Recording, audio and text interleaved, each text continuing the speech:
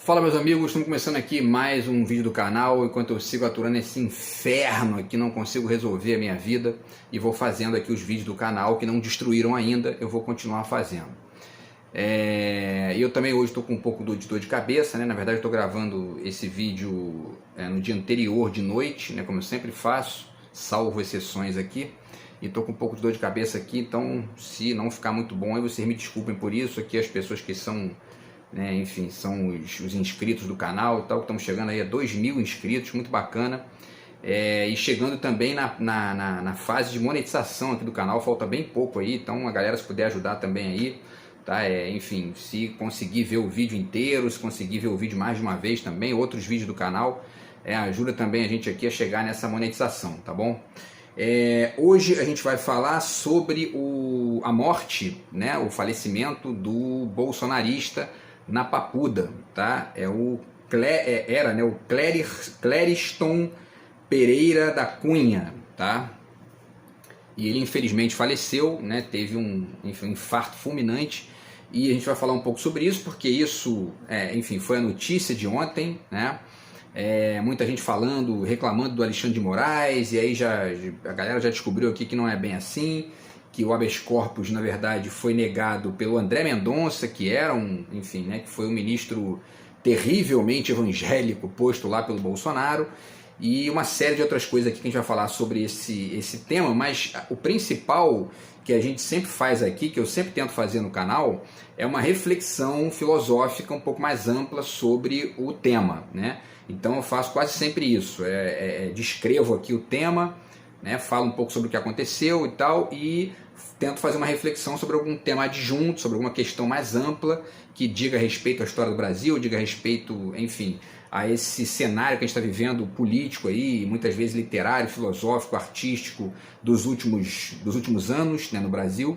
E, enfim, a reflexão é feita nesse sentido aí, tá? E aí a reflexão de hoje vai ser sobre, enfim, o valor, né? Valeu a pena os bolsonaristas destruírem o Congresso?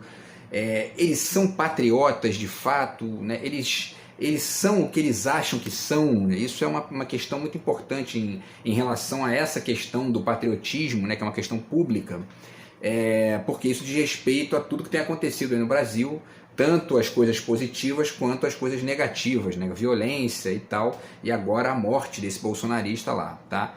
Então vamos falar um pouco sobre isso, tá? Para ver se faz sentido aí esse patriotismo bolsonarista. Eu já fiz vídeos sobre isso aqui no canal e vou relembrar algumas questões hoje, acrescentar algumas novas aqui também nessa reflexão de hoje, tá?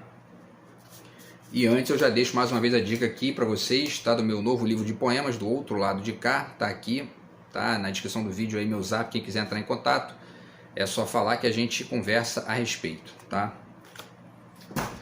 Então pessoal, vamos lá, né?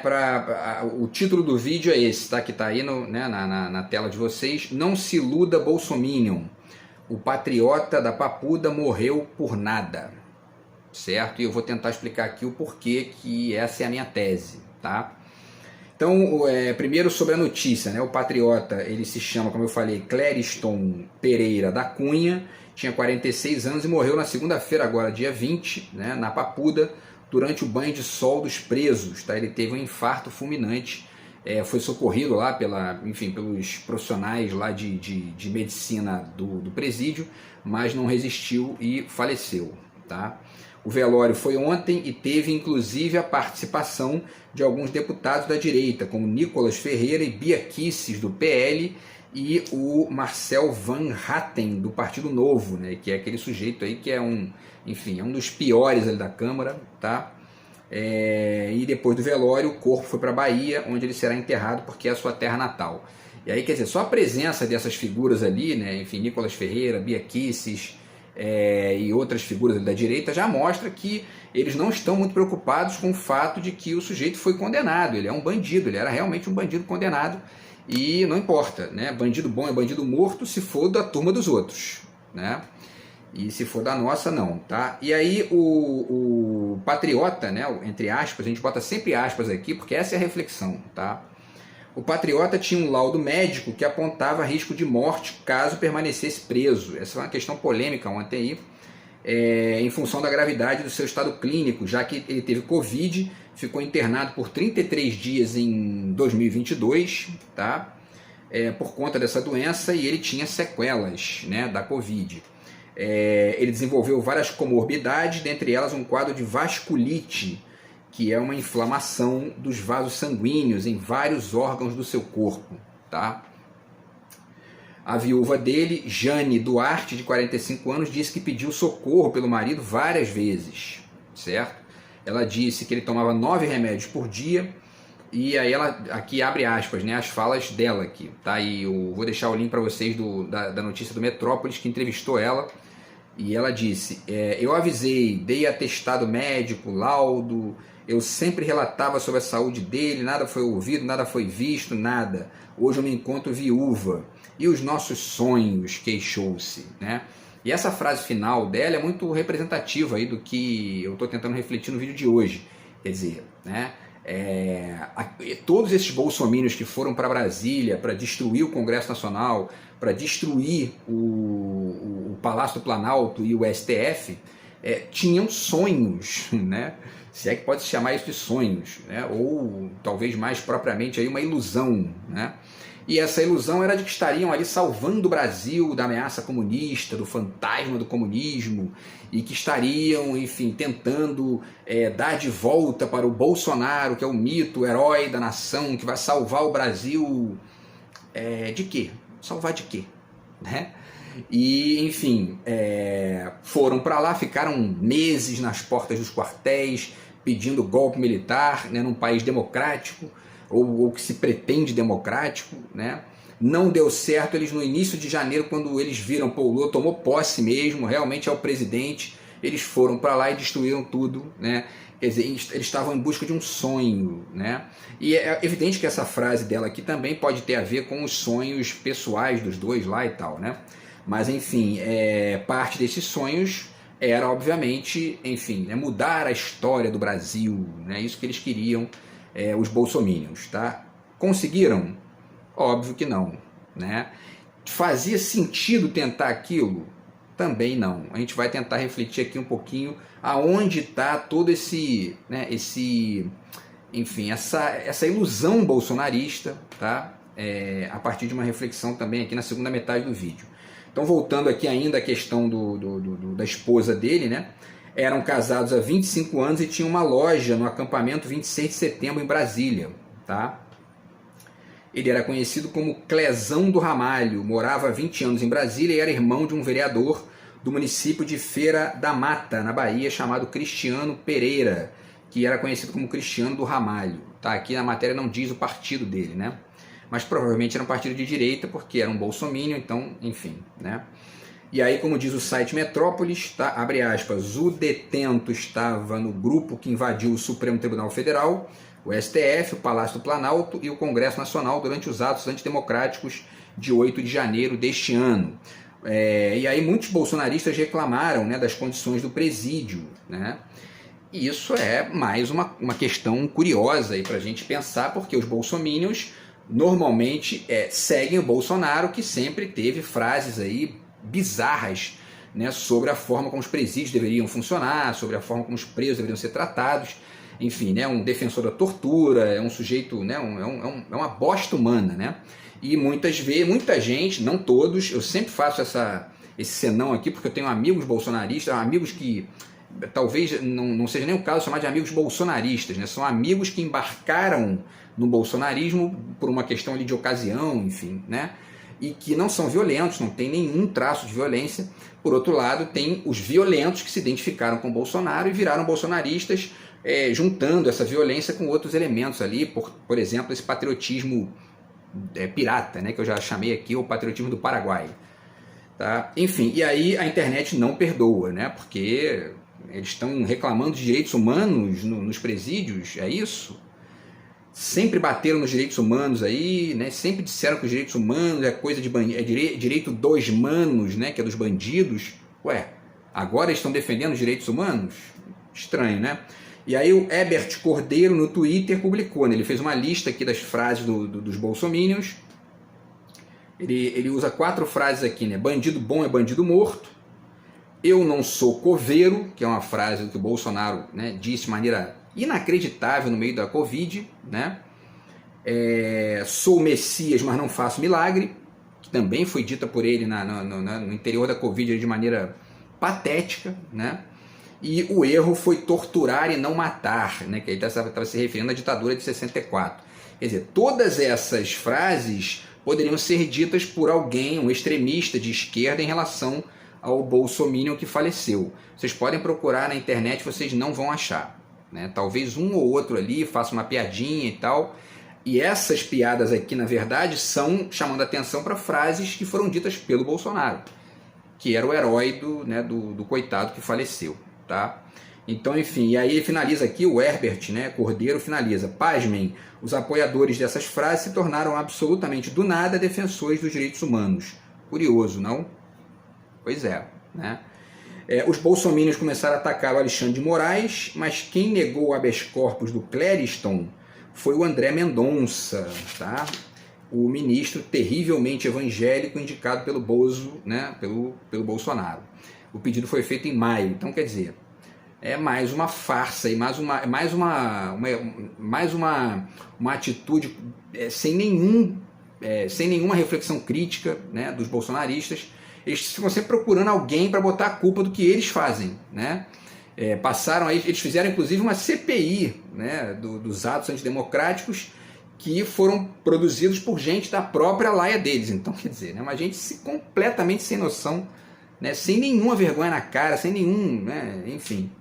E aí eu fiz um texto, tá, para o Facebook, um texto rapidinho que eu vou ler aqui antes de passar para a reflexão dos livros sobre a questão do patriotismo, tá? Então o texto ficou assim, ó: o mais estarrecedor, porque inclusive esse texto aqui, ele é uma ponte para a reflexão que eu vou fazer depois, tá? O mais estarrecedor dessa morte do bolsominion lá na Papuda é lembrar que essas pessoas que estão lá presas, em sua maioria, são alienados completos, tá? Que estavam realmente acreditando que iam mudar o país, né? Clériston Pereira não morreu pelo seu país. Morreu achando que destruir os prédios do governo para devolver a presidência a um golpista analfabeto como Bolsonaro e a um entreguista neoliberal sem nenhum projeto de país como Paulo Guedes, que isso seria um ato patriótico. Nunca foi. Clériston morreu por nada, certo? O que matou Clériston foi a alienação política. Alguns, como o patriota do caminhão, vocês lembram, né? Aquele sujeito que ficou preso ali na parte da frente lá do caminhão, se ele cai ali, ele morria, né? Alguns, como o patriota do caminhão, conseguiram escapar vivos desse vírus que é o bolsonarismo, né? E tem a chance de entender que o único patriotismo está do outro lado, não está na direita. E também vamos tentar pensar um pouco isso aqui até o final do vídeo. Outros não têm a mesma sorte, como Clériston, que morreu pelo país dos canalhas, né? Bolsonaro e Paulo Guedes, por exemplo, Temer, né? Enfim. O país dos que não têm país, né? Daqueles que pintaram as cores da bandeira do Brasil numa nota de $100 para ingênuo acreditar.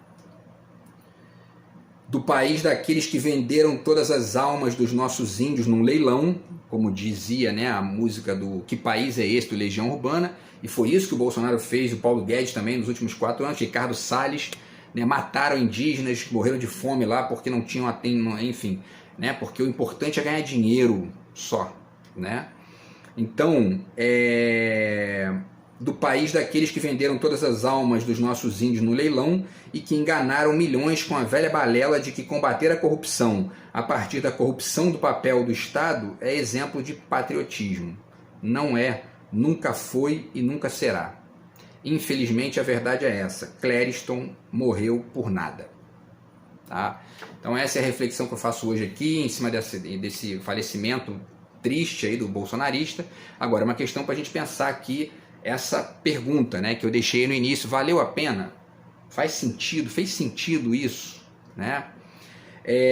Vamos lá, então vamos pensar primeiramente no seguinte, né, na questão do patriotismo. O que é isso? Ser patriota no mundo atual, né? O mundo atual, vamos começar a refletir aqui, tá? Primeiro, a partir desse livro aqui, a identidade cultural na pós-modernidade, do Stuart Hall.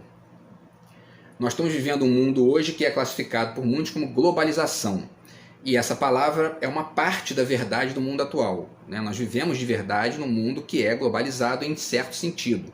Ou seja, né, as trocas comerciais estão aí, né, pelo mundo inteiro, todos os países do mundo estão inseridos nisso em maior ou menor medida, a internet também está aí, né, enfim, interligando as pessoas de maneira mais ampla, tá? Por outro lado, muita gente nessa perspectiva de louvar a globalização acaba esquecendo que também existem realidades locais, certo? Eu já falei bastante aqui disso em outros vídeos, e essas realidades locais, elas não são apenas as realidades culturais, são também as realidades políticas, né? Ou seja, os estados nacionais. E quando você lê o trabalho aqui do Stuart Hall, que é um bom livro, um livro bacana, mas que diz muita coisa interessante sobre essa parte cultural e ignora a parte política, né? E essa é uma tendência em quase todos os livros médios dessa linha de raciocínio. Quer dizer, são muito otimistas em relação à globalização, como algo que é uma espécie de generalização do cosmopolitismo, todo mundo agora é cidadão do mundo, e acabam esquecendo, né, das realidades locais. Já falei, inclusive, fiz críticas aqui a trabalho do Agamben sobre isso. E mais, quando isso vem de um cara como o Agamben, que é um italiano, né, que está lá, a Itália tem, né, a maioria esmagadora dos seus problemas de base resolvidos, né, vá lá. Agora, de um brasileiro, não pode vir isso de um brasileiro. Por quê? Porque o Brasil não resolveu quase nada dos seus problemas básicos ainda, tá?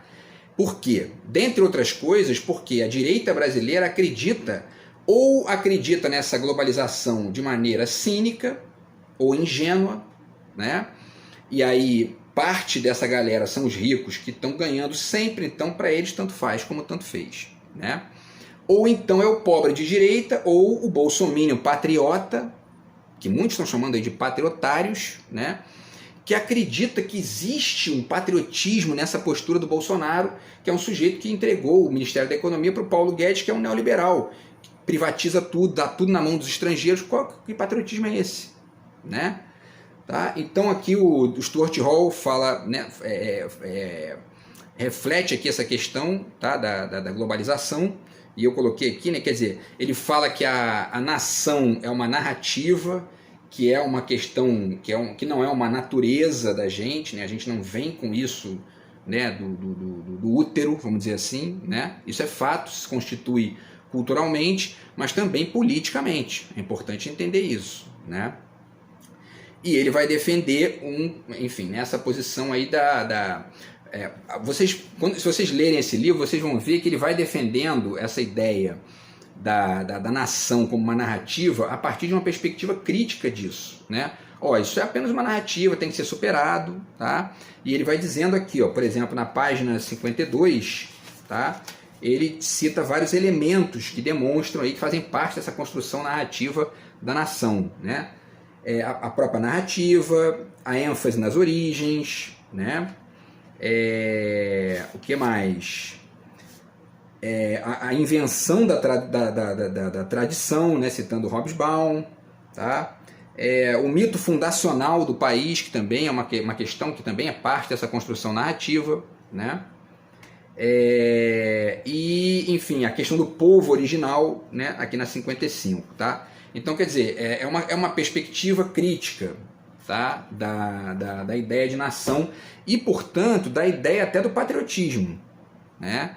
A direita que pensa dessa forma aqui é uma direita que pensa o patriotismo como algo assim totalmente atrasado, não faz mais o menor sentido. O que vale é ser cosmopolita, cidadão do mundo, interligado pelas internets, pelo blá blá blá da globalização, e é isso aí, né? Parêntese, eu acho isso fundamental, isso é parte fundamental do que a gente está vivendo, mas se a gente esquece a realidade local, a gente acaba caindo num erro que os Estados Unidos não caem, que a China não cai, que a França não cai, que a Inglaterra não cai, que a Itália não cai, que a França não cai, que nenhum país desenvolvido do mundo cai, tá? Já tem provocaçõezinhas dos animais aqui fora, então eu vou mantendo aqui, vou tentando manter, né, para poder não perder tempo com essa gentinha fedorenta, tá? Mas enfim, então nenhum desses países desenvolvidos do mundo cai nessa, que inclusive é a narrativa dessa gentalha, que está enchendo o saco aqui, tá? Bom, pessoal, e aí é o seguinte, uma forma, né, outro autor que caracteriza bem isso aí que está acontecendo é o Zygmunt Bauman, tá? Ele chama isso de modernidade líquida. Então, parte dessa modernidade líquida é uma liquidez, uma liquefação da própria ideia de país, da própria ideia de nação, né? E tem um capítulo 3 aqui que ele fala sobre a questão do espaço, que é isso aí, tá? Então, esse mundo que a gente está vivendo, né, é um mundo líquido em até certo ponto, né? E é muito curioso porque a direita brasileira, ela se constitui em parte de gente que acredita bastante nisso aqui e que exercita isso. Paulo Guedes, por exemplo. Paulo Guedes é um canalha clássico, né? Ele não está nem aí para patriotismo, para país, para porcaria nenhuma disso. O negócio dele é grana e só.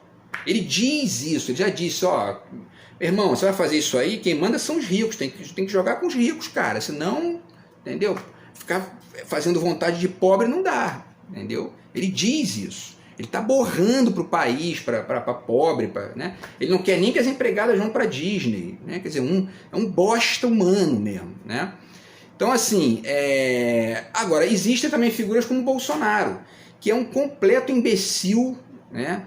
Que não é cosmopolita e não é patriota, mas fica dizendo que é, porque ele acha que é, porque ele está num discurso lá de antigamente, mas tentando conectar isso de uma forma muito patética com o neoliberalismo do Paulo Guedes, do Partido Novo, do Zema, né? Porque é um completo imbecil. E a maioria esmagadora desses bolsominions que foram lá para Brasília para destruir tudo, para quebrar tudo, achando que estavam mudando o mundo, mudando o país, eles são tão ingênuos ou imbecis, né, quanto o Bolsonaro. Porque eles são essa parte aí da direita que não é cosmopolita, eles não são cosmopolitas, eles são simplesmente ingênuos ou burros mesmo, né? Eles acham de verdade que aquilo ali é patriotismo, que quebrar o Congresso Nacional, que destruir o Palácio do Planalto, que destruir o STF, para quê? Para botar na mão de um analfabeto como Bolsonaro e de um entreguista, sabe, sem nenhum escrúpulo como Paulo Guedes, é patriotismo, né? Tá? Então, se eu não conseguir refletir tudo nesse vídeo de hoje, porque toda vez que tem interrupção dessa corja, né, atrapalha o raciocínio, mas enfim, se não der, eu passo para um vídeo que vem aqui e faço mais uma reflexão. Mas o fato é o seguinte, tá, pessoal?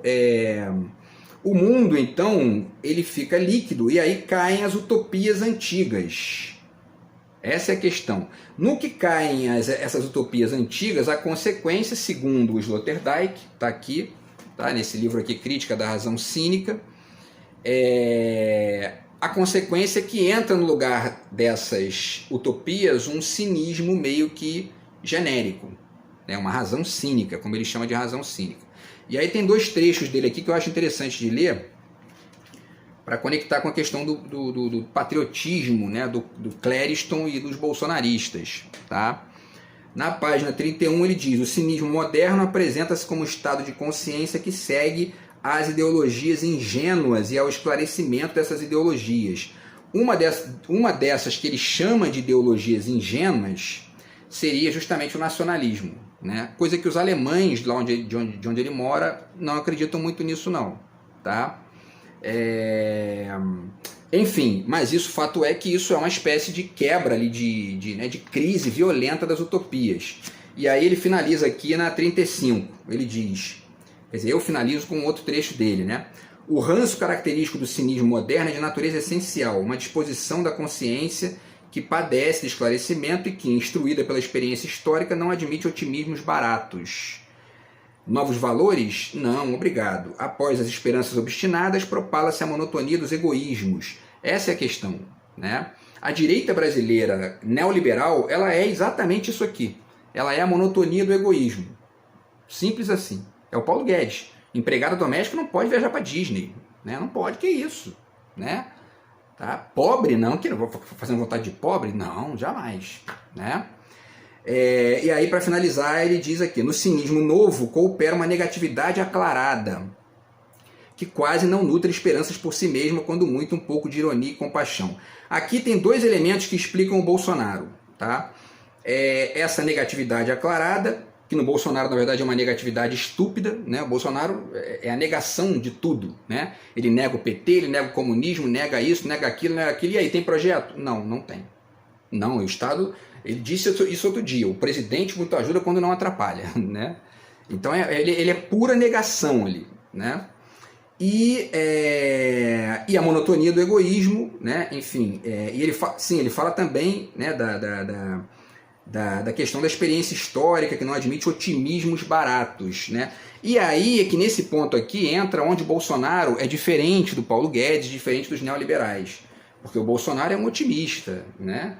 Com a própria ingenuidade, com a própria ilusão de que ele é patriota e de que todos os bolsominions que o seguiram e que foram lá destruir Brasília também são, né? Não são patriotas, não tem nada de patriotismo, né, no pensamento da direita brasileira e muito menos no bolsonarismo, tá? Porém, pessoal, o Cioran chama atenção aqui, nesse livro muito interessante, História e Utopia, para o fato de que, sem utopia, uma nação padece, uma nação acaba, né? Entra em colapso. E Estados Unidos, Canadá, Austrália, a Europa inteira quase, a Rússia, a China, todos eles sabem disso aqui. Mesmo que eles não tenham lido o Cioran, mas eles sabem disso. A direita brasileira não sabe, né? E é por isso que ela ou é neoliberal, e aí dane-se, porque ela está nesse jogo aqui do egoísmo, né, per se, é o egoísmo pelo egoísmo, ou então essa ingenuidade bolsonarista de achar que tem algum tipo de utopia ali em jogo, quando eles estão, na verdade, fazendo o jogo dos não utópicos, né? Eles são, na verdade, as marionetes perfeitas para os neoliberais, porque eles não têm nenhum patriotismo, mas acham de verdade que tem. Perfeito, perfeito. Para o tal, aspas, sistema, é o crime perfeito, né? É utilizar um sujeito como Bolsonaro, que é um imbecil entreguista, né? E que é visto por essas pessoas como o coitado do Clériston, como patriotas, né? De patriota não tem nada, tá? E basta ler o Cioran para a gente entender. E aí, pessoal, para finalizar, tá? Eu chego aqui na questão, né, chave do vídeo, né? Quer dizer, a Lilia Schwartz, eu acho, escreveu outro dia que os bolsonaristas que foram presos lá seriam rebeldes sem causa, né? Pensando naquela música do Ultraje a Rigor, né? Que diz assim, né? Como é que eu vou crescer sem ter com quem me revoltar? Não vai dar, assim não vai dar. Meu amadurecer sem ter com quem me rebelar. E aí eu finalizo com um textinho que eu fiz aqui rápido para poder refletir esse ponto do rebelde sem causa, que é o bolsonarismo, talvez seja ainda pior que isso, tá? Então é o seguinte, ó, o adolescente da música tem tudo, mas precisa ser rebelde porque senão não vai crescer. A rebeldia é uma fase da vida, faz parte da adolescência, da afirmação, né? Essa revolta no indivíduo é contra as normas sociais, contra as convenções na sociedade, no país, e ela se configura... Agora, na sociedade, no país, ela se configura de duas formas, tá? Essa revolta, né? Nas rixas, ingleses versus franceses, Estados Unidos versus Rússia, Brasil versus Argentina, você se conhece um pouco estabelecendo diferenças com o outro, né? Também tem isso. E uma certa revolta contra essa outridade ali que é diferente de você, né? E o 2 na utopia. A utopia é a revolta contra as condições ruins de um dado momento em direção ao que ainda não foi feito. É a fascinação do impossível que diz o Cioran. É a revolução, tá? O patriota de direita brasileiro é um rebelde sem causa, ou seja, um individualista cínico, num local onde é preciso ter uma causa, no Estado. As nações desenvolvidas, todas elas sabem disso que o Cioran diz e defendem isso, certo? Como o patriota de direita não tem causa, não está no lugar mas está no lugar onde é preciso fingir que tem, o Paulo Guedes, ou achar que tem mesmo, né, como o Bolsonaro, ele precisa criar um inimigo fake, que são justamente os que têm projeto, a esquerda.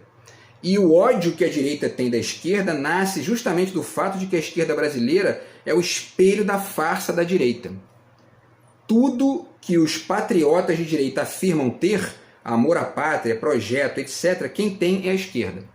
Por isso, o patriota bolsominion é muito pior do que o rebelde sem causa do Ultraje a Rigor. É um rebelde sem causa que acha que tem uma causa, que eles nunca sabem dizer qual é. É um ultraje sem o menor rigor, né? Então a saída, ó, é isso aqui, ó. É perder as ilusões do patriotismo pirata, tá? E entender que, na verdade, o grande projeto nacional cosmopolita do Brasil está do outro lado, na esquerda. Beleza, pessoal? Então é isso, tá? Meus pêsames aí à família do bolsonarista que faleceu e a gente volta no próximo vídeo do canal aqui, tá? Grande abraço aí, tamo junto, fui!